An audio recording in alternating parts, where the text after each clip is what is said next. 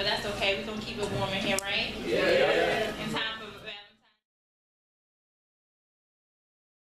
Valentine's. I'm not bitter about it. It's cool. I love myself. All right, so we're gonna get this thing started. Rebecca is on her way, so y'all gonna have me for a little bit. I promise to behave myself. If Sherry behaves, I'll behave. We all know the like that. Joking. So I'm gonna warm up. I'll do a piece, and then we'll get the night started. Okay? Cool. All right. This is new shit. New shit. Like rough draft new shit. No, it's cool. Okay. The shortest, most meaningful love poem I could ever write would read, I loved you on purpose. No metaphors, no similes, no imagery, no fluff. A one-line, 5-word poem that's easy to comprehend and hard to debate. But I am not yet a one-line, 5-word poet. I loved you on purpose, meaning I was perfectly aware of what I was doing when I was doing it. Meaning all the affection I gave to you, all the time I dedicated to you, all the sorries I said to you and accepted from you, all of the forehead kisses and nighttime cuddles were deliberate. All of these things I had been done for your sole benefit. Your happiness was my happiness, which is why I worked so hard at making you happy. I loved you on purpose, meaning I knew exactly what I was getting myself into because you weren't my first love, but my second. I was fully aware of how badly things could end, but you were worth the second chance because I had faith in you. Here I was trying to be an adult about my feelings. No beating around the bush, no playing games, not teasing you with hints and sneak peeks of what it could be or might be, but telling you what it really was. I loved you on purpose. I stopped playing the tough girl and was vulnerable with you.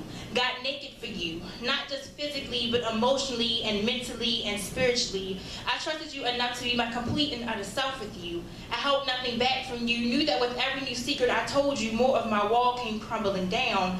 I exposed myself for you. Called you my man because I was confident that I hadn't fallen in love with a little boy. I loved you on purpose, meaning I trusted you. Despite my poor track records with guys, despite how uncomfortable it was to open up to someone new, despite how scary it was the first time we exchanged I love yous. I loved you on purpose, meaning when I told you that people had the tendency to leave me and that's the one thing that eats at me the most, I thought you wouldn't do the same. But you left. The one thing you said you wouldn't do, you did. The most important thing that separated you from him, you threw away. You did the one thing that still makes me regret getting on stage that day in front of a crowd and proclaiming how much I loved you. Embarrassment, disappointment, depression, confusion, anger, disgust, agony, betrayal, contempt. 9 words to describe our love story. Thank you.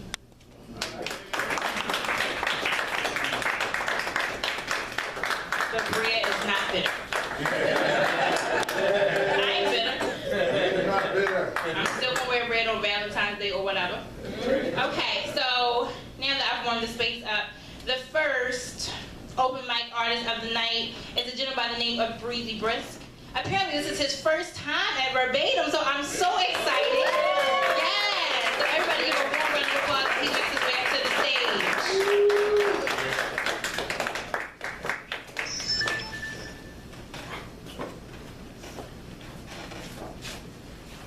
What's going on, everybody? Hey. Cool. So I want to share a piece. Now, I know. Can I read or? Of course. Okay. Alright. So Yes, it is. I wrote a piece. One of those wake up pieces. And I shared it for the first time yesterday with a group of fellas, poets, and I got a positive feedback from it. So I just wanted to share it with you all here tonight at Verbatim.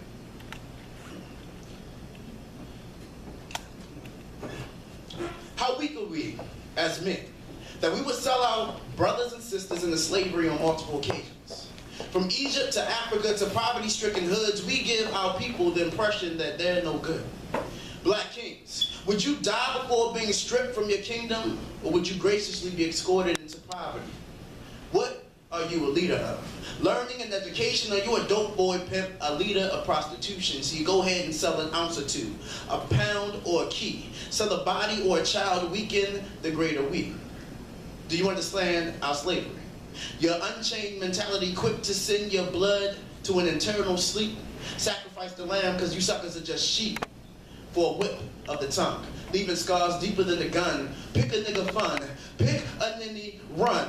Pick Nick fun. Pick a nigga hump. Or shot 5 times in the back over some cracks. He working them same fields on the corner, singing at the same damn time. I dare you tell Emmett Till, you got Hannah and she white. You corn eating, cotton picking, no good white men are fucking your women. Not your mammies, but your women. Not your dummies, but your women. They let you aid your dummies so that you can affect your kids.